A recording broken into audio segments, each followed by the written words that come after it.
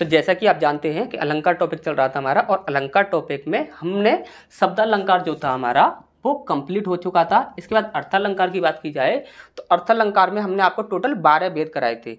देखिए अर्थालंकार के यदि भेद की बात की जाए तो अर्थालंकार के भेद कहीं पर आपको बताया जाता है कि 12 भेद होते हैं, कहीं पर बोला जाता है कि आपके 13 भेद होते हैं, और कहीं पर बोला जाता है कि आपके 20 भेद होते हैं, और कहीं पर 23 भेद बोला जाता है। तो इस प्रकार से हम कंफर्म नहीं कह सकते कि अर्थालंकार के कितने भेद होते हैं। लेकिन आपके एग्जाम के पॉइंट ऑफ व्यू से देखा जाए तो आपके एग्जाम में जितने भी आपके अलंकार पूछे जाते हैं, यानी कि अर्थालंकार जितने भी आपके पूछे जाते हैं, वो सारे ही हमने आपको करा दिए थे। यदि देखिए कोई एग्जाम के लिए पढ़ना चाहता है तो एग्जाम के लिए यहाँ पर अर्थालंकार के जितने भी भेद थे वो सारे कंप्लीट करा दिए हैं।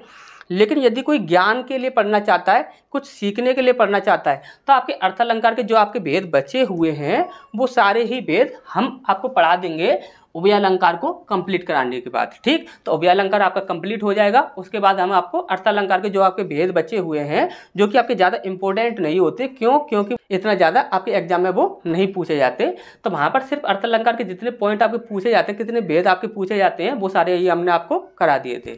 अब पढ़ते हैं हम यहाँ पर उभयालंकार। तो ये उभयालंकार की यदि बात की जाए तो सबसे पहले आपको एक ही परिभाषा देखने को मिलती है, जो शब्दालंकार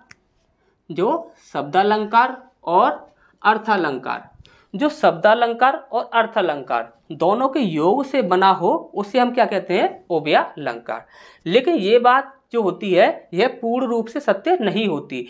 यह बात जो होती है, देखिए हमने आपको ये नहीं बोला कि यह बात जो है यह आपकी गलत है, हमने ये बोला है कि यह आपकी पूर्ण रूप से सत्य नहीं होती। ठीक, ये बात भी आपकी सत्य है। इसके बाद समझते हैं नेक्स्ट पॉइंट से, या एक से अधिक शब्दालंकार या अर्थालंकार का योग हो। यहाँ पर जो बात बोली जा रही है उसे आप ध्यान से समझ लीजिए, तो आप अच्छे से समझ जाएंगे कि उभयालंकार जो होता है वह क्या होता है। अब ध्यान से समझिए, यदि किसी अलंकार में एक शब्दालंकार है और उसमें एक अर्थालंकार है, जैसे कि हम यदि कोई काव्य देखते हैं, जैसे कि कोई काव्य है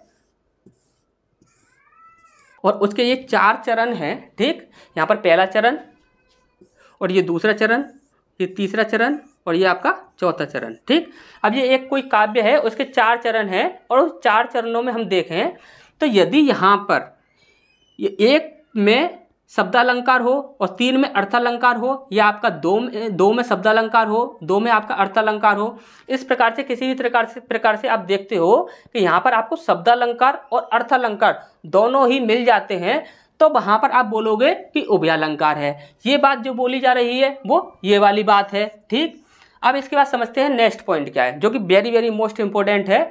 यहाँ पर देखिए आप ध्यान से, यहाँ पर बोला गया है, देखिए यदि किसी काव्य में आपको सिर्फ और सिर्फ शब्दालंकार दिखता है, सिर्फ और सिर्फ शब्दालंकार दिखता है, तो आप कंफर्म नहीं कह सकते कि ये सिर्फ और सिर्फ शब्दालंकार है। क्यों, देखिए ध्यान से समझ लीजिए। शब्दालंकार की बात करें, जैसे कि हमने एक एग्जांपल लिया कि जैसे कि हम अनुप्रास अलंकार की बात करते हैं, तो यदि ये चारों जो आपके यहाँ पर ये 4 जो हैं वो आपके चरण हैं, तो इन चारों चरणों में देखा जाए तो यदि अनुप्रास अलंकार ही दिखता है, ध्यान से समझ लीजिए, यदि चारों चरणों में अनुप्रास अलंकार ही दिखता है, तब आप बोलोगे कि यह एक शब्दालंकार है। ठीक, यदि यहाँ पर आप देखोगे कि यहाँ पर यदि इसमें या इसमें, यानी कि एक चरण में या 2 चरण में या 3 चरण में, कितने में भी एग्जाम्पल के तौर पर समझते हैं कि यदि यहाँ पर आपका अनुप्रास अलंकार है और इसमें आपका जो आपका लास्ट चरण है, इसमें आपका क्या है कि यमक अलंकार है, या फिर आपका हो जाए इसमें से किसी में भी यमक अलंकार हो और इसमें आपका शब्दालंकार हो, यानी सीधा सीधा कहने का मतलब ये है कि ये जो आपका एक काव्य है जिसमें आपके 4 चरण दिए हुए हैं, 4 चरणों में से कितने भी चरणों में शब्दालंकार और देखिए शब्दालंकार के दोनों भेद हों, 2 भेद हों या 3 भेद हों या 4 भेद हों। जैसे कि यहाँ पर हम देखें तो यहाँ पर अनुप्रास अलंकार भी दिख रहा है हमें, यमक अलंकार भी दिख रहा है हमें, तो हम ये नहीं कह सकते कि ये एक शब्दालंकार है। दोनों भेद जो हैं अनुप्रास अलंकार और यमक अलंकार दोनों ही आपके शाब्दिक अलंकार के भेद हैं, लेकिन यहाँ पर हम ये नहीं कहेंगे कि ये एक शाब्दिक अलंकार है, वहाँ पर हम कहेंगे कि यह एक उभयालंकार है। यदि यहाँ पर एक ही भेद होता तो हम कह देते कि भाई शाब्दिक अलंकार है, लेकिन यहाँ पर 2 भेद हों अलग अलग या 2 से अधिक भेद हों वो भी अलग अलग, तभी हम बोलेंगे उभयालंकार। ठीक, ये चीज़ आपको अच्छे समझ आ गई होगी। इसी प्रकार से यदि अर्थालंकार की बात की जाए तो यहाँ पर यदि एक अर्थालंकार दिखता है पूरे काव्य में 4 जो आपके चरण हैं, चारों चरणों में यदि एक ही अर्थालंकार दिखता है तो वो सिर्फ और सिर्फ अर्थालंकार है। यदि यहाँ पर 4 चरणों में से किसी में भी एक अर्थालंकार अलग हो और कुछ में अर्थालंकार एक जो होगा वो आपका अलग होगा, या फिर आपके अलग अलग अर्थालंकार दिखेंगे 2 या 2 से अधिक, तो वहाँ पर आप बोलोगे कि यह अर्थालंकार नहीं है, यह आपका उभयालंकार है। तो ये चीज़ आपको अच्छे से समझ आ गई होगी। इसके बाद नेक्स्ट पॉइंट देखते हैं, इसके भेद के बारे में समझते हैं। यदि इसके भेद की बात की जाए तो इसके टोटल आपके 2 भेद होते हैं। कितने भेद होते हैं? 2 भेद होते हैं। यदि यहाँ पर पहला भेद देखा जाए तो पहला भेद होता है आपका संसृष्टि अलंकार, संसृष्टि अलंकार, और दूसरा होता है आपका संकर अलंकार। तो ये संकर अलंकार क्या होता है, इसे ध्यान से समझ लेते हैं। इसे हम अभी पढ़ेंगे, इन डिटेल में पढ़ेंगे। जैसे कि यदि संकर की बात की जाए तो यहाँ पर आपने पढ़ा होगा कि संकर शब्द के बारे में हम पढ़ते हैं। संकर शब्द क्या होता है, तो आपने देखा होगा कि 2 भाषाओं से मिलकर जो शब्द बने, 2 भाषाओं से मिलकर वह शब्द बने, लेकिन संकर शब्द जो होता है उसका सही अर्थ यही होता है कि 2 भाषाओं के शब्दों से मिलकर तो एक शब्द बनेगा, लेकिन जो शब्द हम बोलना चाहते हैं, यानी कि जो हम उच्चारित करना चाहते हैं, जो हम समझाना चाहते हैं सामने वाले को, वह दोनों के योग से ही निकलेगा। यदि अलग अलग के अर्थ से निकलेगा, जैसे कि हमने एक यहाँ पर एग्जाम्पल ले लिया, जैसे कि हम बोलते हैं रेलगाड़ी। अब यहाँ पर रेल जो है ये आपका अंग्रेजी का है, और यहाँ पर गाड़ी की बात की जाए तो ये आपका हिंदी का है। यदि हम गाड़ी अलग बोलें तो उसका अर्थ अलग होता है, रेल बोलें तो रेल का अर्थ आपका अलग होता है, लेकिन इन दोनों को यदि हम एक साथ बोलेंगे तभी हमारा रेलगाड़ी का अर्थ निकलेगा। तो यही चीज़ हम आपको समझाना चाहते हैं। यदि यहाँ पर आप देखोगे कि दोनों शब्दों को मिलाकर यदि एक शब्द बन रहा है तो उसका अर्थ निकालने के लिए हमें उन दोनों का ही प्रयोग करना पड़ेगा, तभी उसका अर्थ निकलेगा, तभी वह संकर शब्द कहलाएगा। इसी प्रकार से यहाँ पर क्या होता है कि संकर अलंकार होता है ना, यह संकर अलंकार भी इसी प्रकार से होता है। तो इसे इन डिटेल में समझते हैं। तो यहाँ तक आपने अच्छे से समझ लिया होगा, तो यहाँ पर तब तक आप इसका स्क्रीनशॉट ले लीजिए, फिर हम आगे बढ़ते हैं।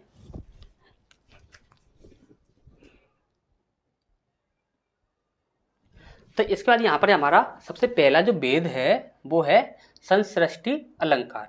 संसृष्टि अलंकार जो होता है उसे बोलते हैं combination of figures of speech. अंग्रेजी में अलंकार को फिगर ऑफ स्पीच बोला जाता है। ठीक, तो यहाँ पर हम देखें कि संसृष्टि अलंकार जो होता है वह होता क्या है, तो जहाँ एक या उससे अधिक शब्दालंकार हो या अर्थालंकार हो उसे हम कहेंगे संसृष्टि अलंकार। जैसे कि हमने आपको समझाया था कि यदि किसी काव्य के, जैसे कि यहाँ पर ये हमारा काव्य है, इस काव्य के 4 चरण हैं।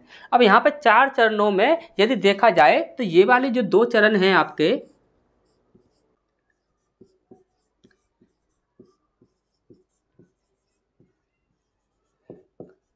इन दोनों चरणों में आपका प्रतीप अलंकार है। और प्रतीप अलंकार क्या होता है ये चीज़ हमने आपको पहले ही अच्छे से समझा दिया है। प्रतीप का अर्थ होता है उल्टा या विपरीत। ठीक, अब यहाँ पर इन दोनों चरणों की बात की जाए, इन दोनों चरणों की बात की जाए तो इन दोनों चरणों में है आपका उत्प्रेक्षा अलंकार। ठीक, अब यहाँ पर आप देखोगे कि यह आपका 4 चरणों का एक काव्य है। यहाँ पर इन दोनों चरणों में क्या है, प्रतीप अलंकार, और इन दोनों चरणों में क्या है आपका उत्प्रेक्षा अलंकार। और आप भली भांति जानते हो कि प्रतीप अलंकार और उत्प्रेक्षा अलंकार ये दोनों ही आपके क्या हैं, अर्थालंकार हैं। ठीक, तो यदि यहाँ पर देखिए दोनों अर्थालंकार हैं, यहाँ पर देखे जाए तो यहाँ पर दोनों जो दिख रहे हैं वो आपके अर्थालंकार हैं, लेकिन यहाँ पर भी यदि आपका प्रतीप अलंकार होता है और यहाँ पर भी आपका प्रतीप अलंकार होता तो हम इसे सिर्फ और सिर्फ क्या बोलते हैं यहाँ पर अर्थालंकार। लेकिन यहाँ पर आप देख रहे हो कि यहाँ पर प्रतीप अलंकार दिख रहा है और यहाँ पर उत्प्रेक्षा अलंकार भी दिख रहा है। भले ही दोनों ही अर्थालंकार हो, लेकिन हम यहाँ पर इसे क्या बोलेंगे, उभयालंकार। तो ये चीज़ आपको अच्छे से समझ आ गई होगी। नेक्स्ट की ओर बढ़ते हैं, तब तक आप इसका स्क्रीनशॉट ले लीजिए।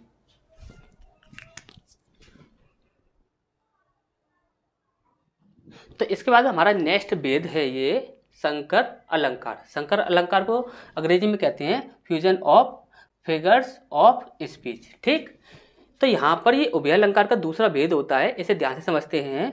जैसे कि जहाँ 2 अलंकार इस प्रकार से मिल जाएं कि उन्हें अलग कर पाना असंभव हो। जहाँ पर 2 अलंकार इस प्रकार से मिल जाएं कि उन्हें अलग करना असंभव हो जाए, तो यहाँ पर अलग करना असंभव कैसे हो जाएगा, ये चीज़ ध्यान से समझते हैं। सबसे पहले अब हमने आपको सबसे पहले अभी बताया था कि यहाँ पर जो संकर शब्द का अर्थ जो होता है वो क्या होता है कि जब दो शब्दों से मिलकर कोई शब्द बन रहा है, तो जो शब्द बन रहा है उसका अर्थ तभी संभव है, उसका जो अर्थ है वो तभी संभव है जब इन दोनों शब्दों को मिला लिया जाए। यदि इन दोनों शब्दों में से कोई भी शब्द को हटा दिया जाएगा तो उसका अर्थ तो जो होगा वो बदल जाएगा। इसी प्रकार से जो दो अलंकार होंगे वो इस प्रकार से मिले हुए हों कि उनको यदि एक साथ उच्चारित किया जाएगा तभी वहाँ पर वह अर्थ निकलेगा जो हम अर्थ देना चाहते हैं। अगर उनको अलग अलग कर दिया जाए तो उनका वह अर्थ नहीं निकलेगा जो अर्थ हम देना चाहते हैं। जैसे कि यहाँ पर यदि देखा जाए तो सबसे पहले ये जो हमारा एग्जाम्पल है इसमें आपका एक अनुप्रास अलंकार है और एक आपका यमक अलंकार है। ठीक, अब यहाँ पर अनुप्रास अलंकार के लिए बोला जाए तो हमने आपको बताया था कि अनुप्रास अलंकार सदैव वहाँ पर होता है जहाँ पर व्यंजन वर्णों की जो आवृत्ति होगी वो आपकी या तो क्रमानुसार होनी चाहिए या फिर पास पास होनी चाहिए। ध्यान से समझ लीजिए, कहीं कहीं पर आपका अनुप्रास अलंकार होता है फिर भी वहाँ पर आप देखते हो, जैसे कि कहीं पर आप कोई एग्जाम्पल दिया हुआ है, अब उसमें क्या हुआ है कि व्यंजन वर्ण की आवृत्ति हो रही है लेकिन आप देखते हो कि ये आपका कौन सा अलंकार है, आप बोल देते हो सीधा अनुप्रास अलंकार है, लेकिन वह अनुप्रास अलंकार नहीं होता, वहाँ पर क्या होता है कोई और ही अलंकार होता है। ये चीज़ हमने आपको इन डिटेल में समझा रखी है। देखते हैं यहाँ पर, देखिए अनुप्रास अलंकार की बात की जाए तो यहाँ पर देखिए क्रम की बात की जाए तो यहाँ पर सा जो है ये फर्स्ट पर है और इसमें भी सा क्या है फर्स्ट पर है। ठीक, ये सा नहीं माना जाएगा क्योंकि ये क्या है लास्ट से सेकंड है। ठीक, यहाँ पर ये वाला और ये वाला सा माना जाएगा। इसके बाद देखिए यहाँ पर देखिए ये वाला सा और ये वाला सा और ये वाला सा और ये वाला सा, ये क्या है, ये आपके क्रम से हैं। ठीक, अभी यहाँ पर देखा जाए तो ये आपका पा और ये आपका पा, ये आपके क्या है, ये क्रम से हैं। ठीक, अब यहाँ पर देखा जाए तो ये जो सा है और ये जो सा है ये भी आपका क्रम से है। क्यों क्रम से है, क्योंकि ये भी आपका लास्ट है और ये भी आपका लास्ट है। ठीक, इसी प्रकार से यहाँ पर देखा जाए तो ये वाला जो ता है और ये वाला जो ता है ये दोनों क्या हैं, क्रम से हैं। कैसे क्रम से हैं, क्योंकि ये दोनों जो ता हैं ये आपके लास्ट हैं, किसी भी शब्द के लास्ट हैं, इसलिए ये क्या कहलाएंगे आपके, ये वाले दोनों ता कि ये आपके क्रम से हैं। और यदि यहाँ पर देखा जाए कि हमने बोला था पास पास, ये दोनों चीज़ें ही आपको देखनी है, पहला क्रम से होने चाहिए और दूसरा पास पास भी हो सकते हैं। जैसे कि यहाँ पर अब देखा जाए तो जैसे यहाँ पर नहीं है और यहाँ पर भी नहीं है और यहाँ पर भी नहीं है। देखिए पास पास में कैसे होता है ये चीज़ आप समझ लीजिए। यदि यहाँ पर हमारा लिखा हुआ है, जैसे कि हमने लिखा पारस, ठीक, यहाँ पर पारस लिखा हुआ है और यहाँ पर लिख दें हम सरस, इस प्रकार से हम लिख दें, तो यहाँ पर ये जो सा है और ये जो सा है ये दोनों आपके पास पास हैं। अच्छे से समझ आ गया होगा कि पास पास का अर्थ क्या होता है। यहाँ पर ये आपका सा जो है और ये वाला सा जो है ये आपके दोनों शब्द अलग अलग हैं, लेकिन ये शब्द जो हैं कि ये आपका देखिए यहाँ पर ये वाला शब्द है और इसके बाद डायरेक्टली ये वाला शब्द आ रहा है। ठीक, तो यहाँ पर यदि सा है और यहाँ पर इसके देखिए किसी के फर्स्ट में सा हो या फिर कुछ भी हो, कोई भी आपका व्यंजन वर्ड हो और किसी के लास्ट में हो और दोनों ही क्या होंगे, वो पास पास हो जाएंगे। ठीक, तो यहाँ पे आपको सिर्फ दो ही चीज़ें देखनी है, या तो क्रम से हो या फिर आपके पास पास हो, और क्रम से और पास पास दोनों ही चीज़ें एक साथ हो सकती हैं।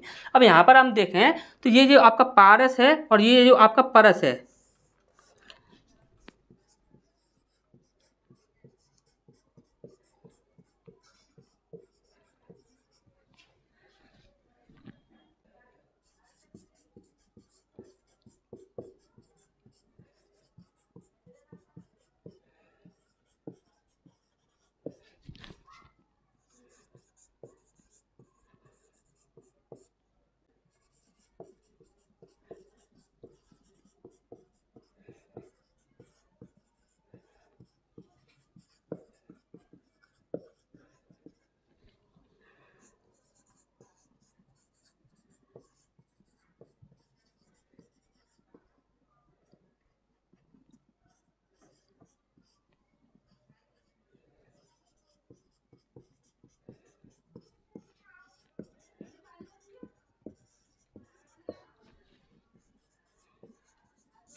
अब यहाँ पर आप देखोगे तो ये जो आपका पारस है और एक आपका परस है, ये आपका पारस और एक ये आपका परस, ये दोनों जो शब्द हैं, इन दोनों शब्दों में अनुप्रास अलंकार और यमक अलंकार, ये दोनों इस प्रकार से मिले हुए हैं कि यदि इन दोनों को मिलाकर ही रखा जाएगा, अगर इन्हें अलग अलग ना किया जाए तभी जो अर्थ हम देना चाहते हैं वह अर्थ निकलेगा।